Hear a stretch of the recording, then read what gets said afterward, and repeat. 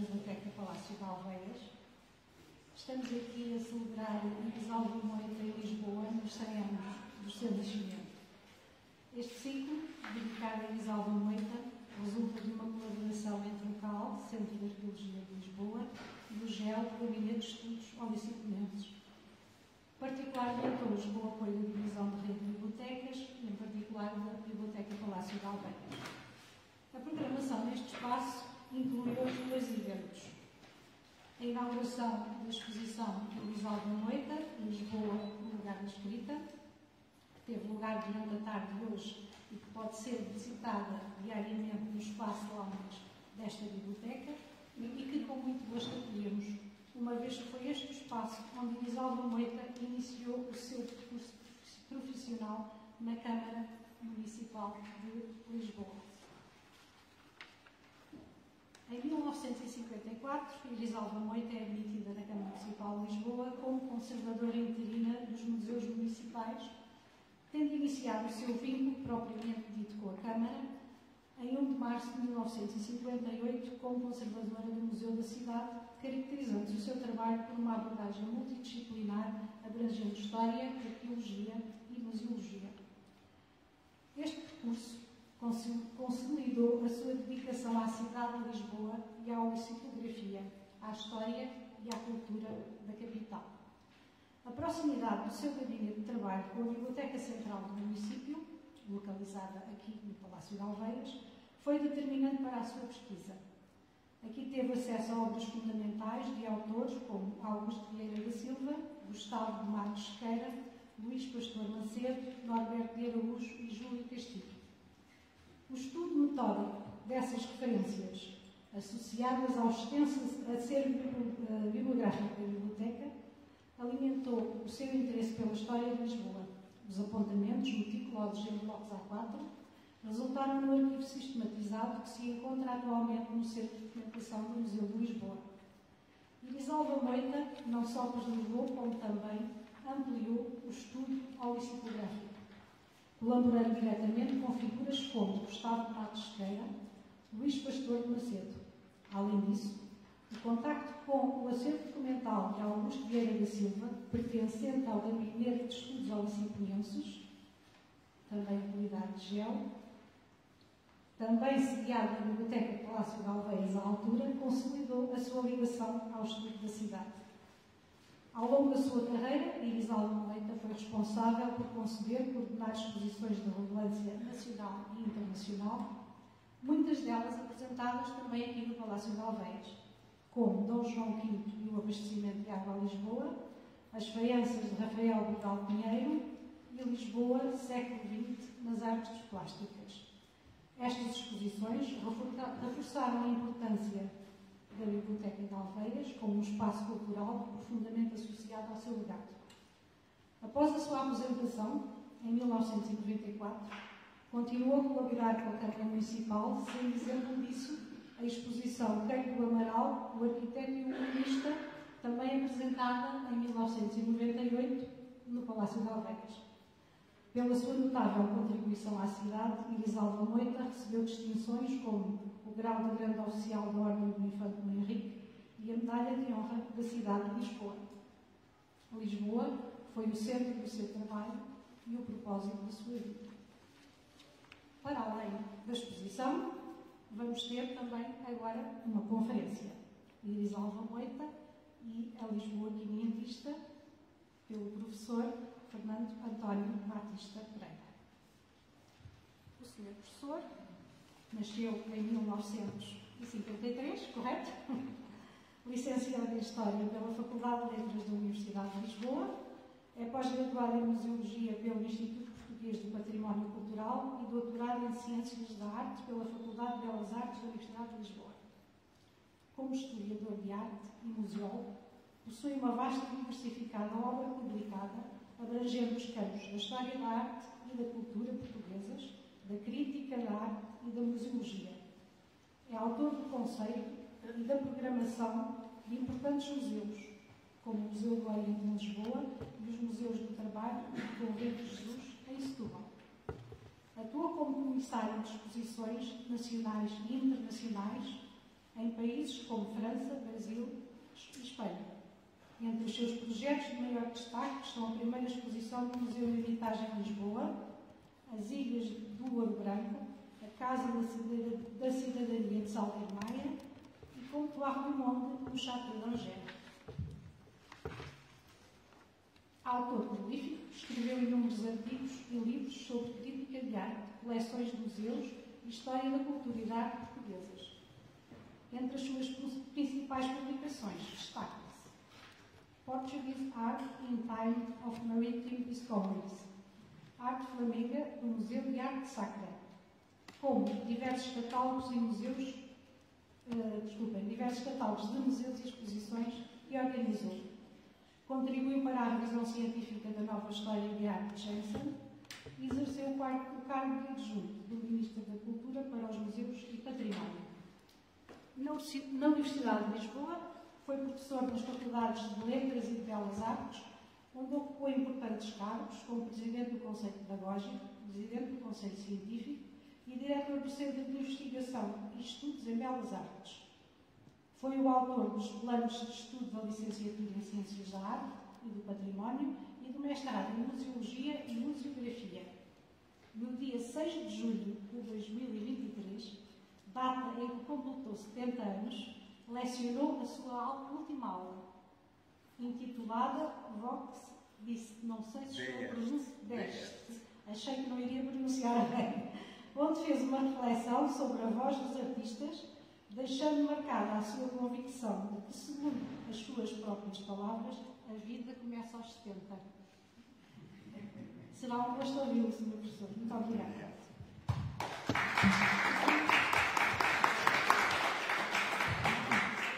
Bom, caros amigos, eu fico muito contente porque no final de uma tarde, que é sempre um verdadeiro terror conseguir chegar aqui, ou qualquer outro lado da cidade de Lisboa, devido ao trânsito e ao tráfico, terem vindo aqui e dispor-se a ouvir-me falar de Elisalva Moita enfim, qualquer coisa que eu só tenho que agradecer. Em primeiro lugar, ouvir falar de Elisalva Moita, isso é que está em causa, porque este ano comemoramos o seu centenário e por isso mesmo é da maior importância esta figura. E por outro lado, ela tem para mim uma importância fulcral, porque eu estava a acabar o meu curso de conservador de museus, como se chamava a tal pós-graduação do Instituto Português do Património Cultural, e decidi fazer o meu estágio em duas instituições museológicas. Nós éramos obrigados a escolher uma para o primeiro semestre, outra para o segundo semestre.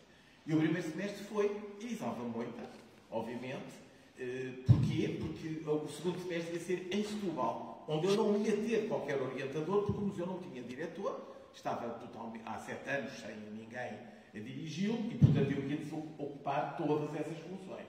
Portanto, antes disso, era importante saber como é que se fazia. E isso só Elisalva Moita podia fazê-lo. E como o Museu de Setúbal também era normalmente chamado, embora impropriamente, Museu da Cidade, eu achei que Elisalva Moita era a pessoa mais bem colocada para me ensinar a conceber, dirigir e organizar o Museu da Cidade, porque era o Museu da Cidade de Lisboa que ela, nessa altura, dirigia. Hoje em dia, rebatizado de Museu de Lisboa. É exatamente a mesma coisa, tem outro nome. De qualquer maneira, o que Elisalva Moita e a experiência de montar esta exposição me ensinou foi algo para a minha vida inteira, em que eu jamais imaginaria o profissional que sou hoje, já de facto depois dos 70 anos, já jubilado. Mas atenção, só jubilado é faculdade, porque o resto eu não estou jubilado, eu continuo a inaugurar vários museus, a Casa da Cidadania Salgueiro Maia, que ainda foi quando eu estava no ativo, mas por exemplo, o Museu de Arte e do Colecionismo de Cantanhede, o MIA, Museu Internacional, Museu Ibérico de Arte e de Arqueologia, foram praticamente feitos quando eu já estava. E o Museu de Setúbal vai ser inaugurado no sábado, portanto, são já conclusões de processos iniciados muitíssimo antes, que se realizam quando eu estou já jubilado. É importante dizê-lo porque eu acho que também, nesse aspecto, sigo o exemplo do Dr. Elisalva Moita. A sua aposentação não significou o fim da sua atividade. Ela continuou a trabalhar e eu ainda me identifico mais com ela exatamente nessa dimensão. Mas ela ensinou-me várias coisas essenciais. E aqueles 6 meses que eu estive com ela, precisamente a programar e a montar esta exposição de que estamos a ver a capa do catálogo, e é importante começar por dizer já alguma coisa. Isto foi em 1983, portanto há 41 anos, e é importante dizer, esta exposição, quando foi realizada, teve catálogo publicado no tempo da exposição. Porque na mesma data, uma outra exposição distribuída por 5 núcleos espalvarantíssimos, chamada 17ª Exposição do Conselho da Europa, só teve os seus catálogos publicados 2 anos depois. Ouçam bem, não é? 2 anos depois dela estar fechada. Atenção, já estava fechada e os catálogos saíram 2 anos depois. Esta teve os catálogos na hora, exatamente. E abriu com o catálogo. E, portanto, isso significou que toda a investigação, todo o trabalho de concepção, de redação e de execução, montagem, foi feito antes da mostra ter efetivamente aberto ao público e, portanto, a edição do catálogo também foi feita. Isso é extremamente importante para mostrar o rigor que marcava a doutora Isalva Moita. De facto, nunca me posso esquecer todos os diálogos que eu tive com ela, todas as conversas, ela ter-me ido mostrar todas as coisas que ela queria integrar dentro da exposição, algumas das quais estavam no pátio do museu. Portanto, porque ainda não... toda aquela parte que hoje em dia rodeia o pátio do museu, que logo a seguir à entrada, evidentemente, o Museu da Cidade tem imensos jardins e pátios ajardinados, etc. Mas eu estou a falar do pátio que, logo passado do edifício principal, nós vemos com aquelas duas extensões, digamos assim, que foram construídas para fechar, como que fecharam o pátio. Não fecharam completamente. E isso criou alguns problemas para o desenvolvimento museológico do edifício e o circuito dele próprio. Mas isso, logo à partida, esteve marcado por essa enorme dificuldade, como já vamos ter a ocasião de falar. Mas todas as conversas mostrou como é que se concebe um museu. E a questão, para mim, é fundamental, e ainda hoje eu digo aos meus alunos, porque eu continuo mesmo assim a dar aulas, o que é fundamental? Quais são as 2 perguntas que se devem fazer quando se dirige um museu? Primeira de todas, que histórias é que eu posso contar com as coleções que estão cá dentro? E em segundo lugar, quando eu estou a fazer uma exposição temporária, de que objetos eu vou ter necessidade para contar esta história em especial, aquela que eu quero contar na exposição. Portanto, aqui juntavam-se as 2 perguntas. Porquê? Porque a doutora Isalva Moita queria fazer a exposição Lisboa Quinhentista, mas ao mesmo tempo montar a secção do museu dedicada à Lisboa Quinhentista. Portanto, iríamos pedir peças emprestadas, portanto, fora das coleções municipais, e isso fez, como é evidente, porque as coleções municipais não têm tudo o que diz respeito à Lisboa Quinhentista, como também todos sabemos, e aliás há vários outros museus da cidade de Lisboa que têm peças até porventura mais importantes da história da Lisboa Quinhentista do que o Museu da Cidade, ou o Museu de Lisboa. Mas o que ela queria salvaguardar, desde logo em primeiro lugar, era que íamos aproveitar ao máximo as coleções municipais, aquilo que o próprio município tinha, colocá-las já na estrutura narrativa da exposição, de modo a que, quando a exposição terminasse, a secção Lisboa Quinhentista estava montada. E, portanto, apenas teriam que ser pontualmente substituídas as peças que tinham vindo de outras proveniências e que iriam e que teriam que voltar, obviamente, às suas proveniências. Ora, isto foi a primeira minha grande lição, que é as 2 perguntas essenciais da museologia estarem combinadas. Portanto, tínhamos que contar a história da Lisboa Quinhentista, mas tínhamos que o fazer em função das coleções que o município tinha e que ainda não tinha mostrado nem apresentado. E esta questão é muito importante, porque havia coleções, sobretudo arqueológicas, já estamos aqui com a senhora arqueóloga, da proveniência.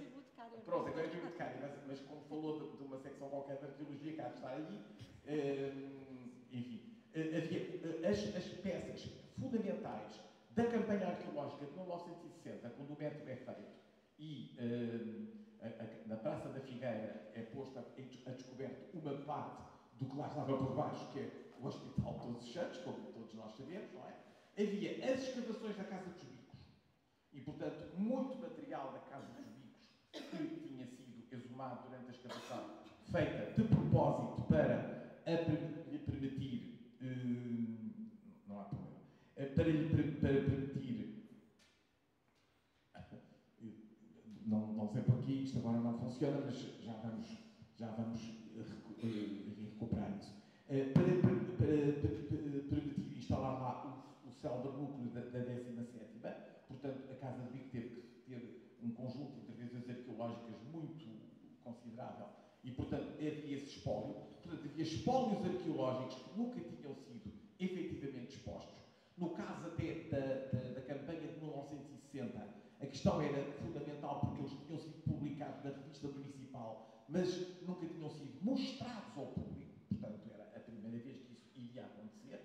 E a outra questão que também se colocava era que a cidade não tinha a secção, se calhar é porque ele não está... Não é o computador. Exatamente.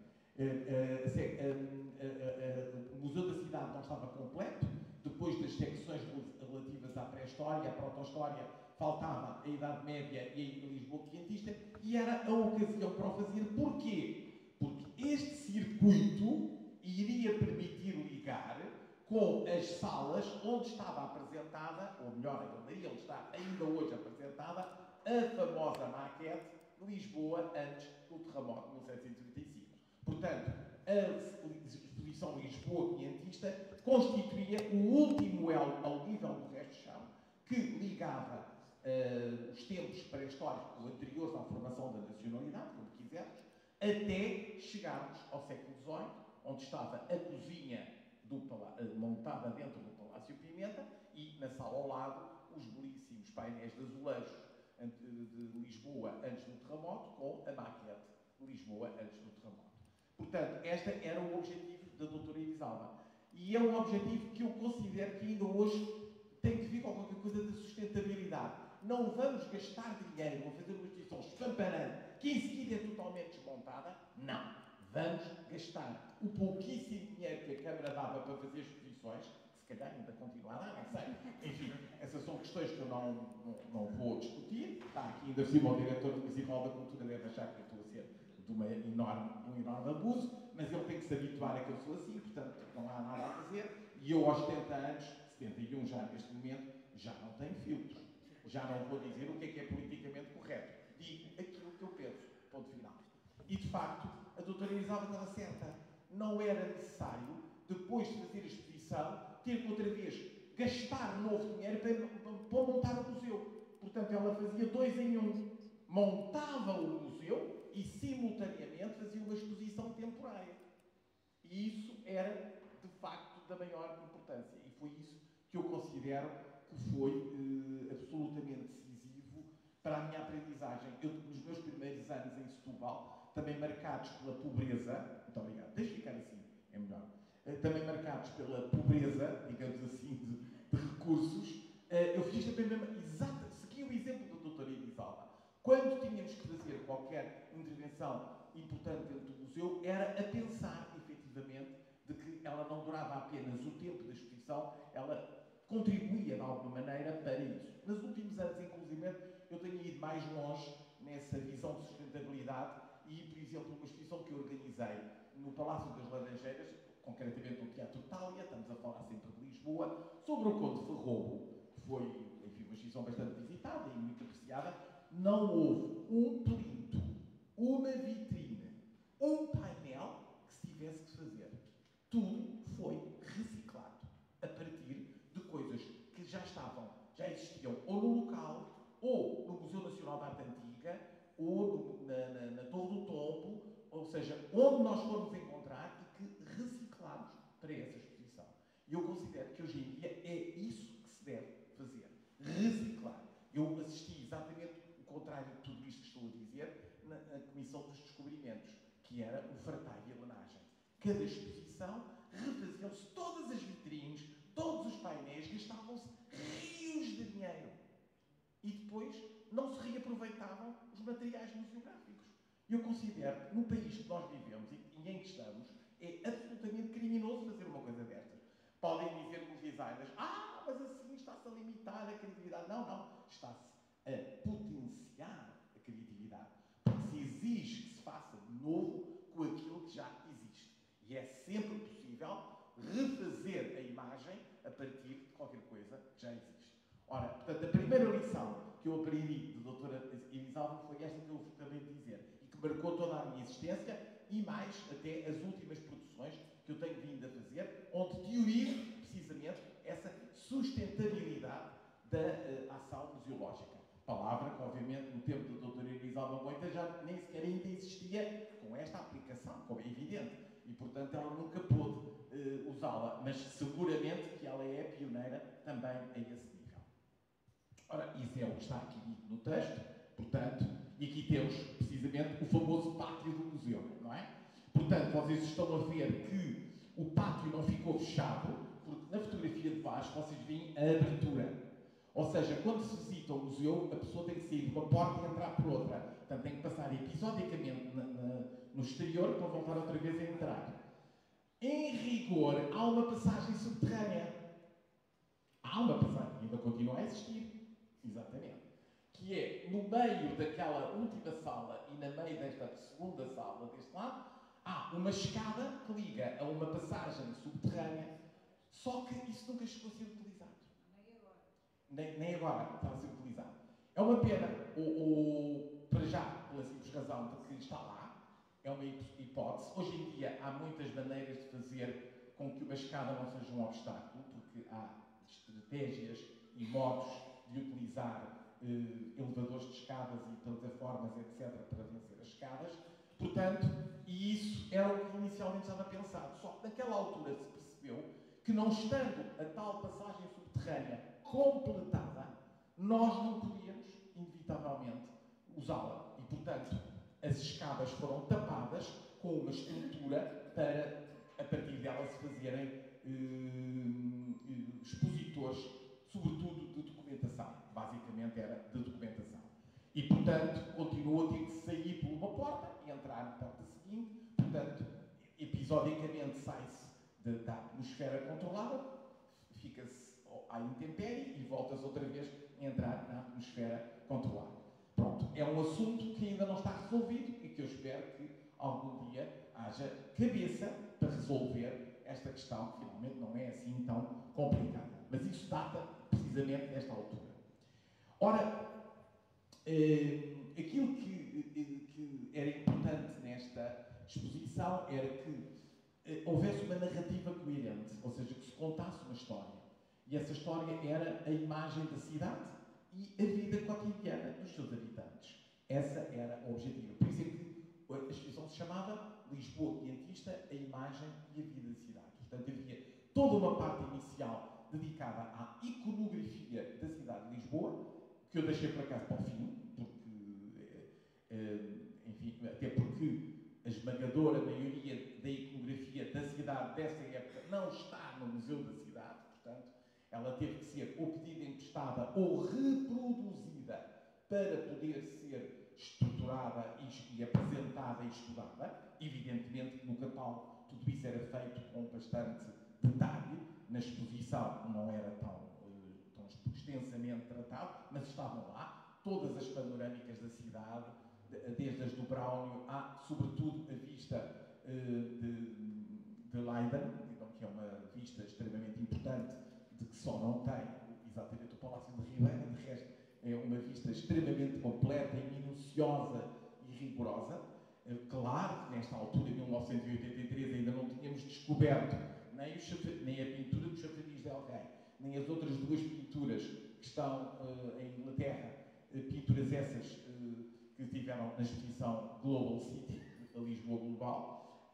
Não deixa de ser curioso que a exposição de Lisboa Global recuperou grande parte daquilo que efetivamente tinha sido abordado nesta exposição, simplesmente não com os objetos que estavam aqui. Efetivamente, porque estes continuam ali dentro do Museu da Cidade, em alguns casos também já não podem sair, estão agarrados às paredes, porque foram ligeiros, enfim, aspecto ou elementos arquitetónica ou até mesmo quase arquitetónica, que foram integrados na construção para desenhar a tal narrativa. Alguns outros são móveis, como é evidente, mas outros não. Por exemplo, ali estamos a ver ao fundo a famosa fonte da Samaritana, que está agarrada à parede, suponho eu, não é? Assim como estão duas lindíssimas chaminés renascentistas que estão nas duas salas seguintes, que também lá estão, agarradas à parede. Há também o Arco Manuelino, enfim, todo um conjunto de objetos que faziam parte tá bom. Que faziam parte dos vestígios das coleções municipais que nunca tinham sido devidamente apresentados e mostrados, e agora mostrados. É interessante porque eu estava nessa altura também já associado a Setúbal e houve uma troca entre os dois museus. E a troca foi estas duas figuras em gesso, que são moldagens do rei Dom Manuel e da rainha Dona Maria, que estão no portal ocidental dos Jerónimos. Estavam em Setúbal, mas não têm nada a ver com a cidade de Setúbal, a não ser que o convento de Jesus é feito pelo Boitaca, que é também, evidentemente, o primeiro arquiteto do Mosteiro de Jerónimos, mas não é o autor deste portal. O portal é de chão terreno, como sabemos, e que o museu emprestou, e em troca uma gravura lindíssima de Luísa Todi, que é uma cantora renomada e muito importante para a cidade de Setúbal, foi depositada no museu. Portanto, houve uma troca. O depósito das duas peças e o depósito da gravura, e assim, de alguma maneira, os dois museus foi win-win, um acordo ganhador para as duas partes, porque as moldagens, aliás, a doutora Elisalva utilizou em algumas circunstâncias moldagens e também maquetes, porque é evidente que, não tendo nem sendo possível representar os monumentos tal qual como eles são postos dentro da cidade de Lisboa, a maquete dos mesmos é essencial para a sua leitura e para a sua contextualização dentro da construção. Aqui está o catálogo.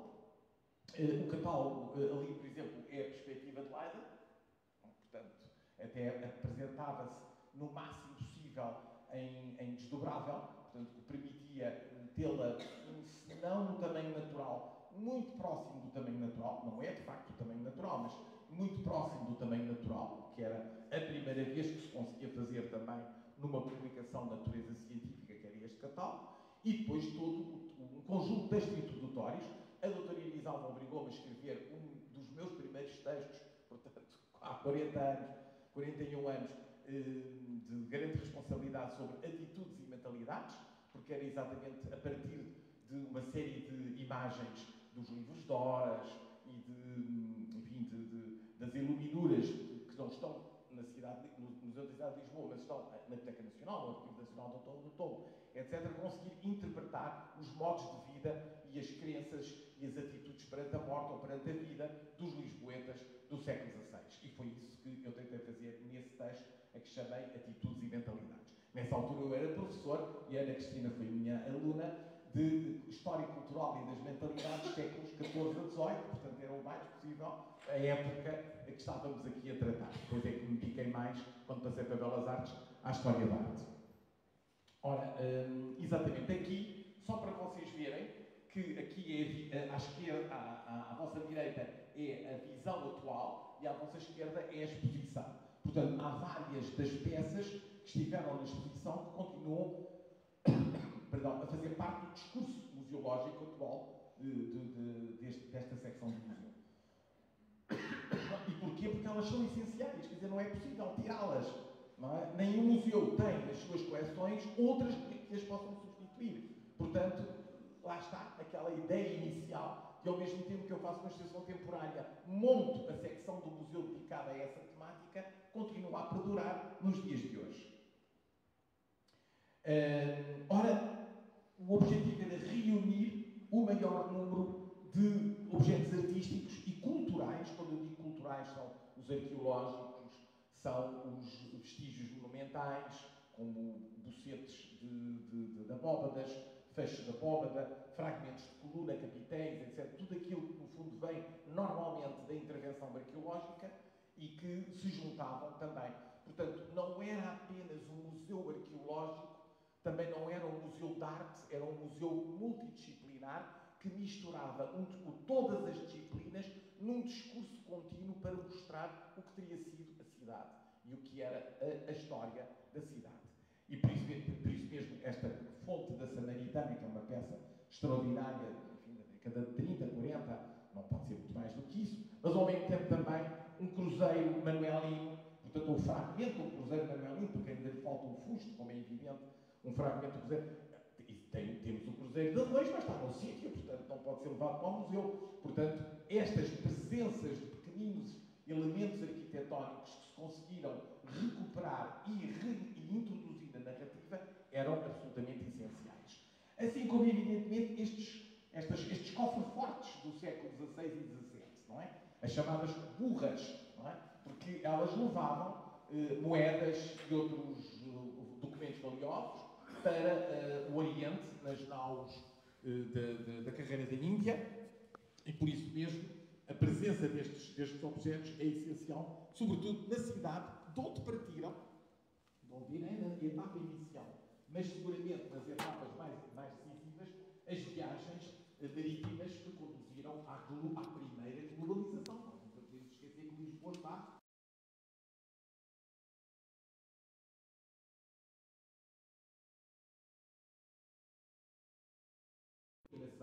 das ideias woke que têm proliferado até na academia, infelizmente, com grande desgosto disso, exatamente, nós estamos a tirar Portugal da história universal, ponto final. E também estamos a acabar com a história universal, no sentido direto do termo, não é? Porque, ao não reconhecermos a existência de uma globalização, é evidente que eles já lá estavam. E, portanto, a história dos descobrimentos não é descobrir os povos, eles já lá estavam. Hoje todos nós sabemos isso. A questão não é essa, é quem lá chegou, não é? Portanto, quem enfrentou os perigos do caminho para lá chegar. E é essa a questão que está em causa.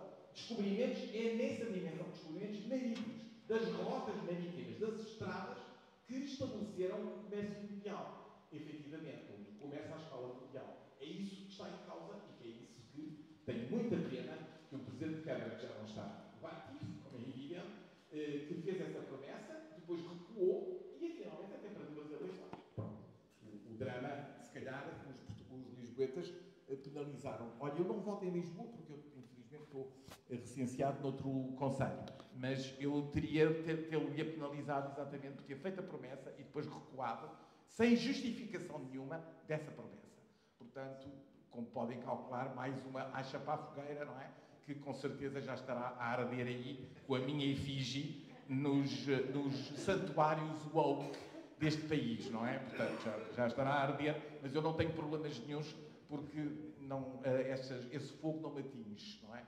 É como a bruxuleante luz do poema maravilhoso do Jorge de Sena, não é? Não queima, não aquece. A mim não me aquece, a mim não me queima. Portanto, porque é esperança, precisamente, não é? Ora, outras coisas também importantes são os bocetos. E este poço, que era... Eu fui vê-lo no pátio. Ele estava no pátio. A doutora veio mostrar. Ó, Fernando, não acha que devemos usar este poço também? Eu disse, claro que sim. Mesmo que ele seja ainda do gótico final, como me parece que seja, não nos esqueçamos que não há propriamente datas em que acaba um estilo e começa outro estilo. Não, as coisas prolongam-se. E seguramente que ele continua a ser utilizado no século XVI. Mesmo que tenha sido construído ou esculpido em épocas anteriores. E claro que sim, e todos os outros elementos são, evidentemente, elementos retirados, particularmente aquele fragmento de capitel e imposta das escavações do Hospital de Todos os Santos. A mesma coisa, por exemplo, este é um fecho da abóbada, não há qualquer dúvida, até porque vocês estão a ver aqui os elementos de fecho, e um fusto de coluna ainda por cima de torça, o que é claramente identificativo do estilo manuelino, do chamado estilo manuelino. Não gosto muito da designação, mas não há outra. E, portanto, temos que, por vezes, utilizar aquelas que vêm da história para a caracterizar. Não há dúvida que é durante o reinado de Dom Manuel que estas colunas torças começam a ser utilizadas e depois, muito rapidamente, também deixam de o ser, porque o Dom João III, um príncipe educado no humanismo, já não gosta do manuelino e, portanto, quer tudo outra vez, ou melhor, tudo, de facto, como dentro do gosto renascentista. E a arte do papá é erradicada do patrocínio da coroa. Só se manifesta, continua a manifestar na província em décadas já retardatárias, 40, 50, 60, mas de maneira nenhuma na cidade de Lisboa, porque aí o poder real tinha um poder enorme para modificar. Estas já são claramente renascentistas e uma delas tem uma particularidade, que são aquelas 5 fieiras que indicam naturalmente um apelido, como é evidente, não é? Mas também uma relação com Santiago, não é? E não nos esqueçamos que Lisboa está sempre no caminho de Santiago e tinha que estar sempre no caminho de Santiago, fazia parte das rotas que atravessavam. Do outro lado temos uma coisa muito interessante, que é uma imagem de como é que estes fustos, bases de colunas e capitéis eram colocados, e o desenho de Carlos Ribeiro. Aliás, logo a imagem seguinte voltamos a ver o mesmo desenho, não é? E os capitéis que foram colocados. Ali estão os bocetes, não é? Aqueles são os bocetes, e a relação entre os vestígios arqueológicos ou arquitetónicos, como quiserem chamar, e a pintura, porque depois por cima está, se repararem neste outro desenho, uma pintura que é o interior dos Jerónimos, que ainda hoje está dentro do museu e que mostra exatamente a localização dos próprios bocetes, para que o público faça uma relação, está a vê-los em série, mas ao mesmo tempo percebe, através da pintura, onde é que eles estariam habitualmente colocados. Não são aqueles, naturalmente, mas numa outra igreja, naturalmente. Espólios arqueológicos da Lisboa quinhentista que ainda não haviam sido apresentados. Este belíssimo arco manuelino, que foi montado de propósito para efeito porque estava completamente disperso, e depois aquela peça que é da Casa dos Bicos e que é uma porcelana Ming. Isto é muito importante. Eu tenho pena de não ter conseguido os cálices lindíssimos que a Ana Cristina ainda por cima restaurou, que foi os cálices de vidro que foram encontrados na Casa dos Bicos. Mesmo que eles possam ser de épocas um bocadinho posteriores, porque a Casa dos Bicos é feita no século XVI e depois continuou a ser utilizada progressivamente, eram peças que brilharam extraordinariamente na exposição, porque eram peças de vidro, e normalmente peças de vidro tão antigas são dificílimas de encontrar, como todos nós sabemos, não é? E isto é interessante. Lembram-se, na exposição Lisboa Global do Museu da Arte Antiga, algumas das principais vitrines estavam cheias de porcelana. Mas atenção, nenhuma delas tinha sido encontrada na cidade de Lisboa. Eram porcelanas vindas de coleções maravilhosas e não sei o quê, semelhantes às que devem ter existido na cidade de Lisboa. Esta, sim, é da cidade de Lisboa. Foi encontrada num contexto arqueológico da cidade de Lisboa. Portanto, essa questão era toda uma diferença. Ou este tipo de objetos, até muito provavelmente ligados ao Hospital de Todos os Santos. Eu também não tenho muita dúvida que isto seja do Hospital de Todos os Santos. Portanto, que deu não só os vestígios que hoje em dia não se vêem, mas deu todos os outros elementos que puderam ser deslocados para o museu e que, em parte, estão, como já vos disse, expostos. Isto é muito importante. Estão a ver a fotografia? É a Praça da Figueira, não é? Vista aérea, não é? E em que estão a ver tudo o que foi posto a descoberto do Hospital de Todos os Santos, que é uma coisa absolutamente impressionante, não é? E que tinha sido uma das campanhas que a doutora Isalva... Ainda dentro do museu estão, eu penso que era lá para o jardim, ou perto do jardim, os degraus da fachada do Hospital de Todos os Santos. Os degraus que estavam numa zona, quer dizer, não eram passíveis de pôr dentro da exposição, porque eram coisas enormíssimas, não é? Mas que estão expostos, ou estão, enfim, arrumados ou atirados, não sei como é que é de dizer, numa zona do jardim, não é? Do Jardim de Aparato. No Palácio Pimenta é lateral, não é frontal, não é? Portanto, é lateral e depois ali perto estavam isso. Uma vez mais, uma coroa seria seguramente uma coroa da fachada e um fragmento colonel, este claramente ainda dos finais do século XV, portanto ainda anterior à própria reformulação manuelina de todo o hospital, ou conclusão, assim como estes dois capitéis, que há bocadinho já tínhamos visto, e este terceiro, que é o arranque de uma abóbada, não é? Portanto, tínhamos que imaginar que ainda havia um fusto para baixo, e depois daqui, a partir daqui, arrancava uma abóbada de uma das salas abobadas, não é? Ora, quando a doutora Elisalva toma a decisão de colocar os elementos arquitetónicos, escultóricos ou até azulejados em certos pontos das salas, temos depois ela em seguida pensou como é que vamos organizar a narrativa à roda. E ainda hoje, de certa maneira, a narrativa está à roda destes elementos.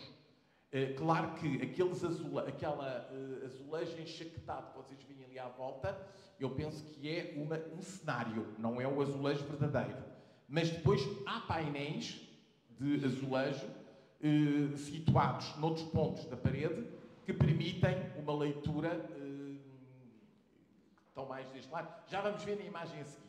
Ora, aqui onde vocês estão a ver o expositor central é as escadas. As tais escadas que ligam para a passagem subterrânea.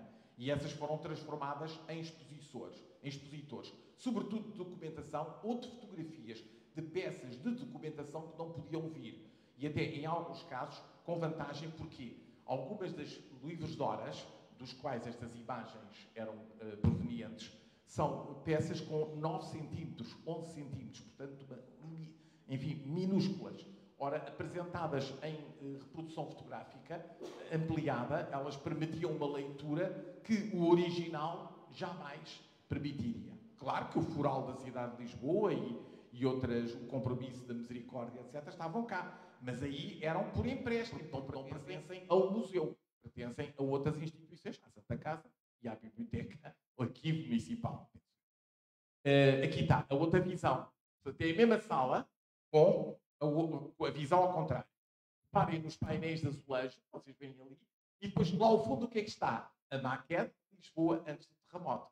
Portanto, esta sala fazia a ligação imediata com a cidade melhor. Por isso, a cronologia da exposição, e isto é importante dizer, não era uma cronologia restritiva. Era uma cronologia que podia começar meados de segunda metade do século XV e terminava em meados do século XVII. E para quê? Para logo a seguir poder dar leitura à maquete de Lisboa antes do terremoto. Portanto, a lógica da exposição era, de facto, de fechar a narrativa que o museu apresentava da história de Lisboa. E eu penso que o fez muito bem. Por exemplo, esta belíssima, vocês veem aqui e que também veem na imagem anterior, que é a chaminé com a coluna balaustre, não é que eu depois mostro aqui, que é outra. É? Portanto, há duas, uma numa sala, outra noutra sala. Duas chaminés renascentistas, que seguramente fizeram parte do palácio da cidade de Lisboa e que, enfim, só estão. E aqui estão, uma vez mais, os azulejos. Também já são seiscentistas. O ponta-diamante é um motivo que aparece um bocadinho mais cedo, mas que depois, nesta versão mais decorada, já está nos princípios do século XVII, e o outro é a azulejaria de tapete, chamada habitualmente de tapete, que é já claramente seiscentista. Mas era isso que pretendia, o que se pretendia era fazer um contínuo de leitura histórico que desembocasse, porque era isso que acontecia nesta sala, imediatamente na maquete de Lisboa antes do terremoto, que mostra, evidentemente, o que restava da Lisboa do século XVI, às vésperas do terremoto de 1755. Recurso a maquetes e moldagens, portanto, é importante. A moldagem que vocês estão a ver é um dos medalhões do Claustro dos Jerónimos, que representa os navegadores de acordo com uma interpretação, não sei se será, e depois também a Torre de Belém na versão totalmente restaurada, porque não deixa de ser interessante que na mesma exposição estava a pintura de Tony de Berg, que mostra a Torre de Belém antes do restauro do século XIX.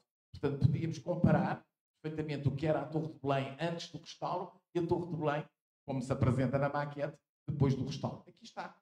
Olhem como ela era antes do restauro, precisamente de meados do século XIX.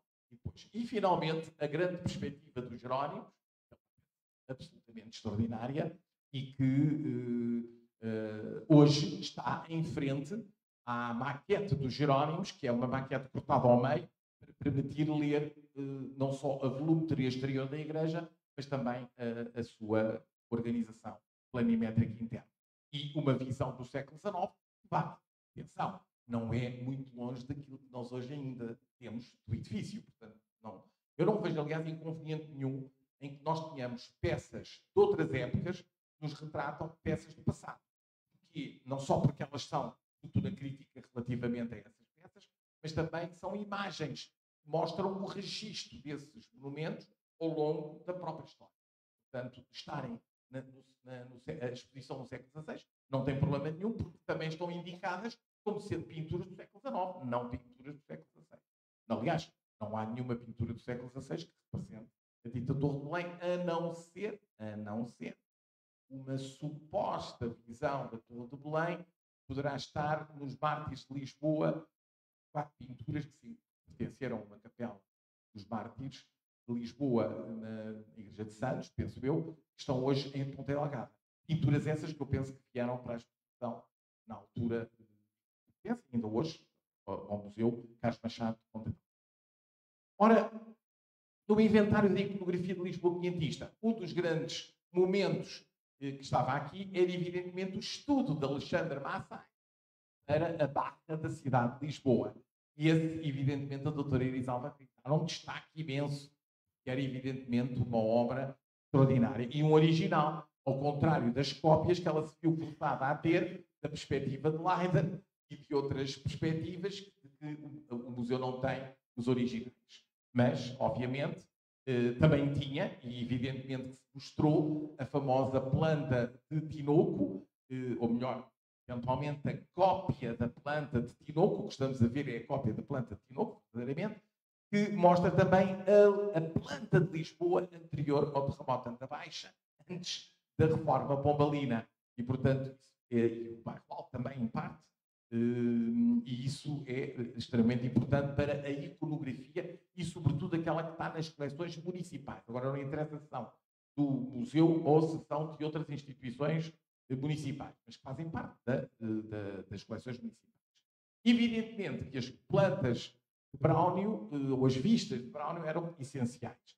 Esta, a mais antiga de todas, que tem a vista em voo de pássaro da cidade, não é? E depois tem em baixo o prolongamento até Cascais, portanto não deixa de ser interessante todo o prolongamento da costa até Cascais. E finalmente a outra, que é absolutamente extraordinária, a capa do catálogo, evidentemente, que é a perspectiva planta de Braunio de 1598.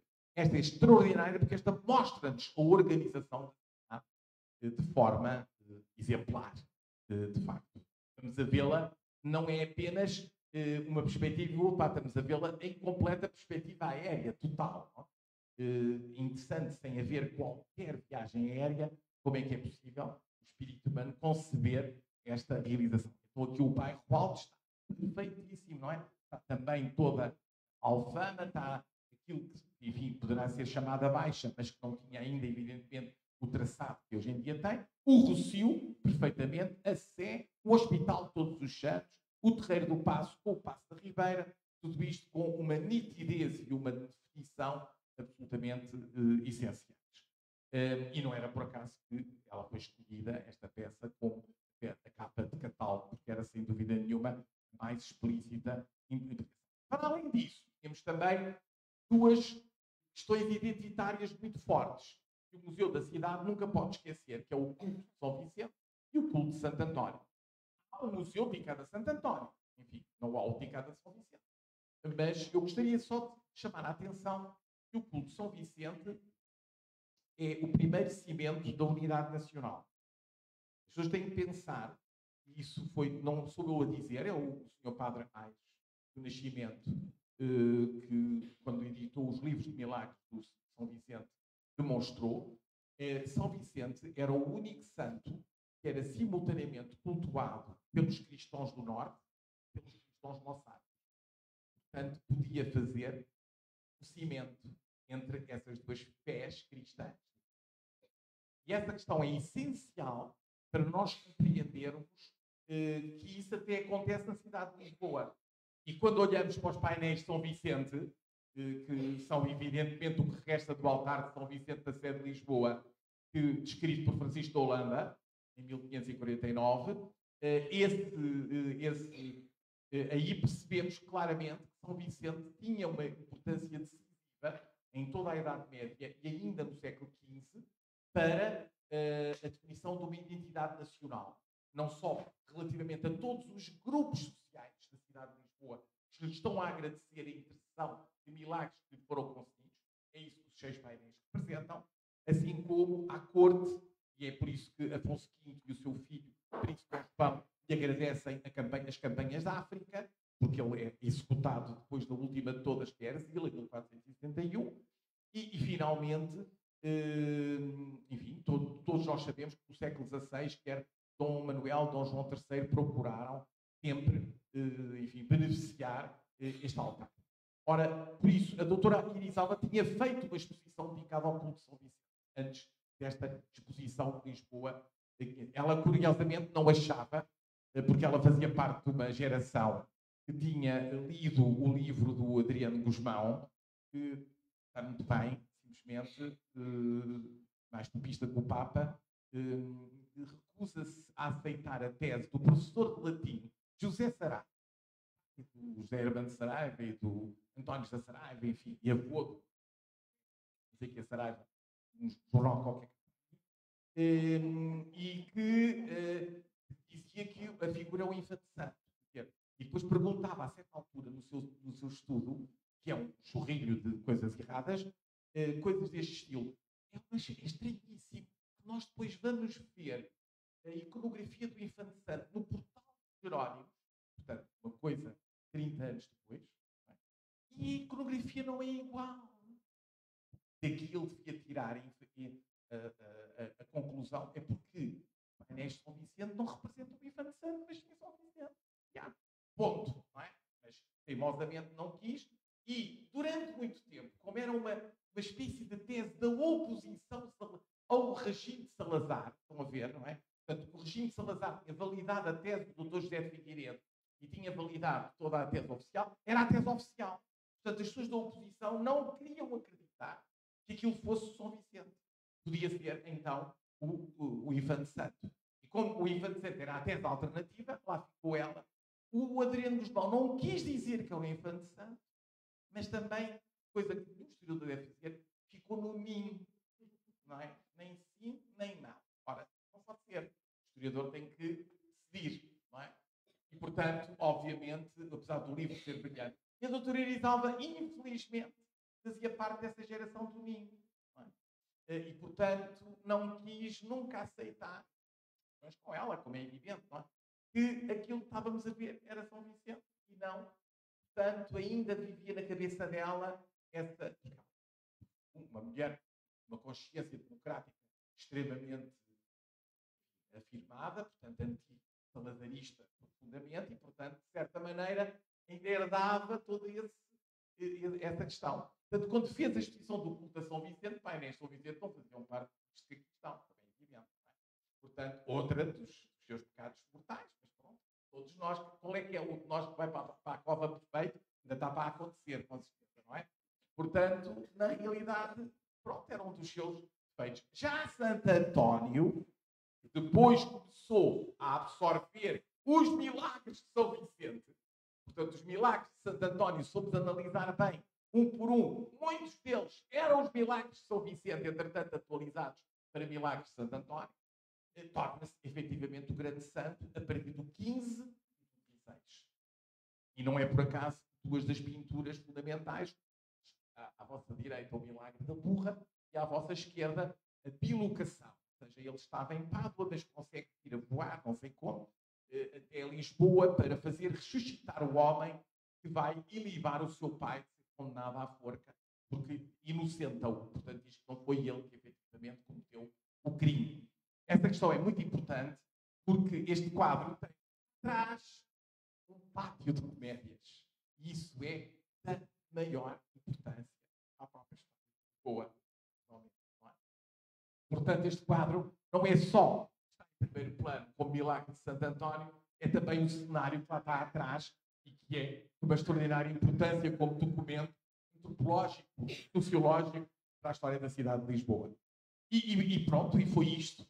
Foram estas lições absolutamente de vida que eu consegui reter da doutora Irisalva Moita quando ela concebeu esta exposição. A forma rigorosa, o conhecimento que ela tinha das coleções da cidade. Não só das que estavam dentro à guarda do museu, mas também noutros departamentos municipais. Sabê-las mobilizar para com isso contar a história da cidade e da vida dos seus habitantes isso foi, efetivamente, da maior importância. E, para mim, ainda hoje, e como eu disse logo no início, não consigo conceber nenhum museu sem saber que história que eu vou contar com os objetos que lá estão dentro. Porque se eu não contar história nenhuma, as pessoas vão ficar, entram e saem, viram coisas bonitas, mas não perceberam que mensagens é que estavam a tentar transmitir. E os museus têm, sobretudo, que saber contar histórias. Contar histórias fascinantes aos públicos que o visitam. E a doutora Elisalva sabia fazer isso e ensinou. E eu hoje em dia posso dizer, se eu aprendi, foi efetivamente com ela a fazer esta exposição.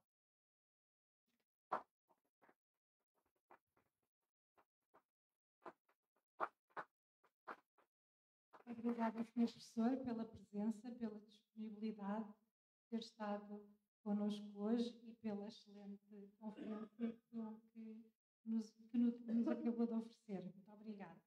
Não sei se há lugar a perguntas, se temos tempo. Sim? Eu cá, por mim, podem ficar. São sempre bem-vindos.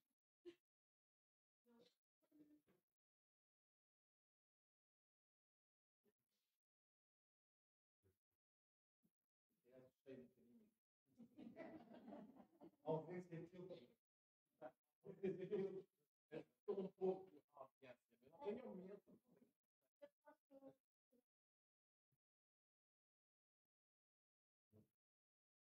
Obrigada. Antes de mais, obrigada pela sua conferência e pelo seu sentido de humor e a cuidado. E levantou aqui uma questão que, quer dizer, é um pouco fora agora do contexto, mas eu gostaria de. Que é a questão das rotas e da questão da palavra descobrimento, que hoje está completamente. Enfim, pronto, não se pode dizer porque. Pelas razões que referi. Tem que ser achamento, tem que ser. Mas porquê que ser do conhecimento interior? Para ter esta censura? Exato, mas eu posso dizer que há 50 anos fizemos o 25 de abril e agora temos com estas autocensuras. Exato. Por amor de Deus, diga descobrimentos à vontade. Eu digo. Exato. Tenho um livro que se chama A Arte do Tempo de Descobrimento. Não, essa questão que a forma como resume isso como a primeira globalização é de facto fundamental para compreender o nosso lugar nessa aventura e o que de facto significou foi trazer ao mundo os outros pontos. Fundamental, não é? E pronto, basicamente era isso. Obrigada. Sobretudo, não foi a ideia de que é proibido dizer qualquer coisa em Portugal. Aliás, há uma frase do Julião Sargento que o meu filho utilizou num grande bate-papo, tempo regra. A única censura que deveria existir era censurar. É a única coisa que terá que existir. É censurar essas pessoas que estão a exercer sobre nós um ato de censura. Eu posso falar. Tá bom. Mais alguém?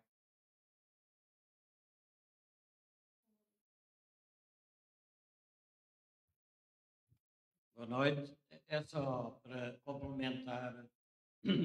Falou-se aqui nos cálices da Casa dos Bicos e, portanto, na altura, quando apareceram num compartimento fechado, a imprensa divulgou achou-se a garrafeira dos Albuquerques. Ora, os Albuquerques são do 16, não é? Como sabemos. Embora os seus descendentes continuassem a viver lá, mas os cálices são já do 18, primeira metade, finais do 17, inícios do 18, e estavam associados a garrafas de origem inglesa, a selos, a tecidos de noite e a várias loiças que lá estavam. Esse espólio, devido à sua importância e, como foi dito, era inédito, e portanto a doutora Elisalva aproveitou todo o espólio de diferentes períodos históricos, desde a época romana até ao século XVIII, ou melhor, até caracteres da tipografia que lá esteve no XIX e XX. portanto, o espólio,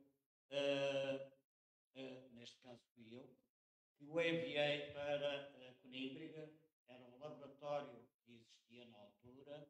O Carlos Piloto tinha chegado da Alemanha e tinha ido aprender uma técnica inovadora que era colar vidros e restaurar vidros, que é uma coisa que hoje já há uma escola, até através da Universidade Nova, em Almada, na costa, mas na altura era um trabalho ainda inovador. E foi lá que durante meses esse conjunto, que depois foi estar exposto no Museu da Cidade, e portanto foi uma coleção de facto muito vasta, com diferentes tipos de cálices, e foi muito enriquecedor. Portanto, era só esta justiça que eu queria repor em relação ao Museu Monográfico de Conímbriga. Para quem não está connosco aqui, está no Facebook, o senhor professor Clementina Mar.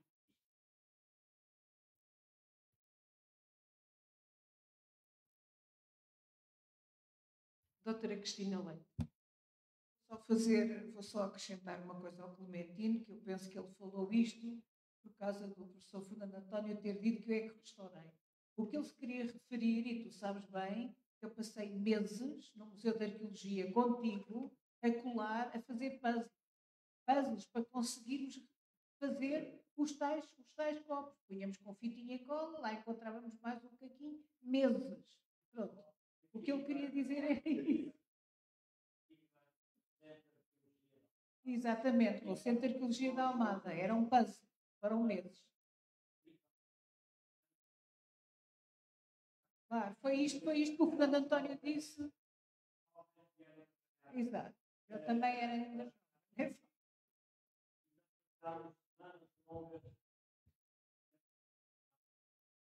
De trabalharmos em milhares de carros para conseguir obter largas cenas. Enfim, faz parte deste percurso. Obrigado. Como eu sou arquiteta, confesso que adoro a vossa palavra cá. Caquinhos. Caquinhos então ainda é a coisa mais. É fantástico. Não sei se temos mais questões. Se não. Carlos, boa vida. As escadas da igreja não foram encontradas pela doutora Irisalva Moita. Já tinham sido encontradas antes, durante as obras do Macave, do quarteirão da Suíça, quando foi aberta a cave do restaurante Irmãos Unidos. Foram fotografados por Armando Seródio na altura, mas não estiveram nas escavações da Irisalva, e tanto quanto eu sei, ficaram lá. Não foram retirados na altura. Em 53, tiraram as escadas de lá. A escavação da Irisalva foi em 59, 60. Depois apanhou mais um bocadinho e o que o Fernando António está a referir é alguns degraus da ermida do Amparo. A ermida do Senhor do Amparo, isso é outra coisa. Não é a escada da igreja. É diferente.